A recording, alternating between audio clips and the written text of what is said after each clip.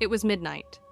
Rain was pounding against the broken windows of the abandoned mental hospital, and the dripping echoes in the corridors sounded like footsteps. Emre moved forward, holding his flashlight with trembling hands. The hospital had been closed for years, but rumors spreading through the city had drawn him here. There are things living inside the walls.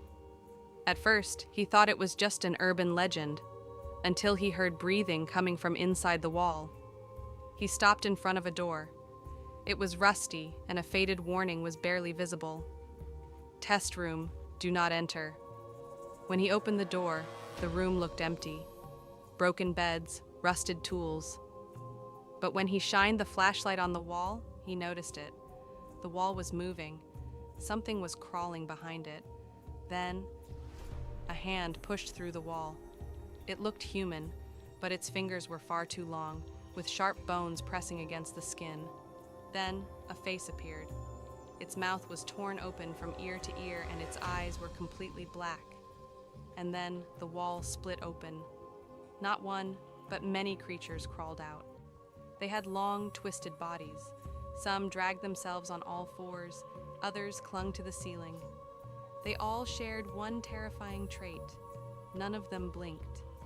Emre ran. The corridor seemed to stretch endlessly, doors shifting places as if the building itself was alive. The sounds behind him almost sounded human, but the words were wrong, as if the creatures had forgotten how to speak. Suddenly, an old elevator appeared in front of him. He jumped inside and slammed the door shut. The elevator began to descend, far below the hospital. When the doors opened, he found himself in a hidden cemetery beneath the building. Most of the gravestones had no names. Instead, the same sentence was carved into each one. They did not die, they only changed. The ground began to move. Creatures rose from the graves, joining the ones from the walls. Emre stepped back, but it was already too late. One of them leaned close and whispered, "We are here, and now you are one of us." The next morning, no one found Emre inside the hospital, but the breathing sounds coming from the walls. There was one more than before.